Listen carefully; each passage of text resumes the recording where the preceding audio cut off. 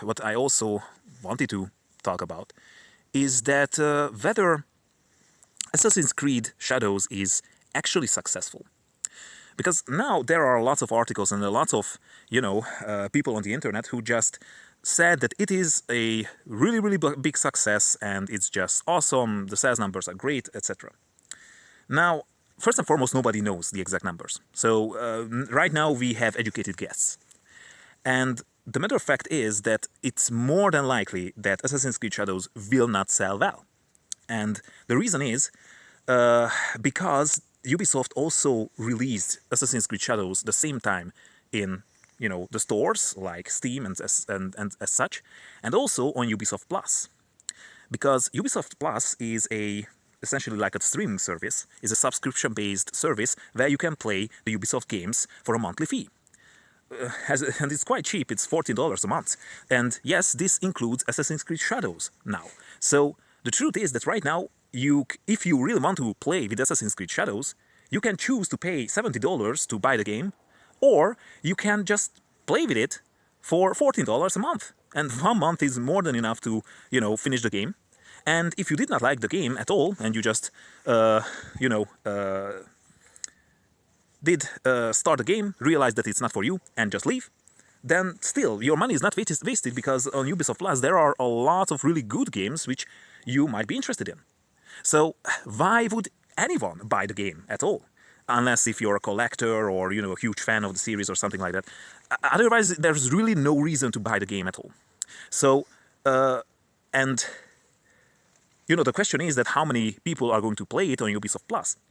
But it's actually still not the whole picture.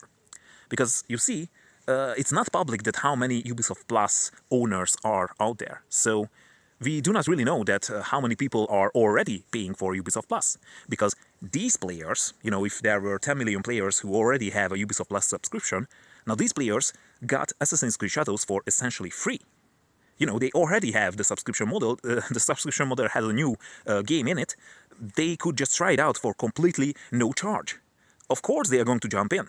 So, if you are an investor, if you are deciding the fate, whether or not Ubisoft should be sold, whether or not, should be fired, anything like that, the question is not that how many players are playing with Assassin's Creed Shadows on Ubisoft Plus. The question is how many people are buying Ubisoft Plus subscriptions for the sole reason to play with Assassin's Creed Shadows. And if this number is large enough, then this game can be considered to be a success. But if it isn't, then, Ubisoft is technically over. I mean, we all know that they are in really bad shape right now. If you go look at the stock prices, they are essentially doomed. So, if you try to just find out, what is going on and what is the actual number of the players, what is the state of the game, is it a success or is it a failure? We have to look at the stock prices, and most likely after the quarterly reports. Because before that, I'm pretty sure that we are not going to see any form of relevant information.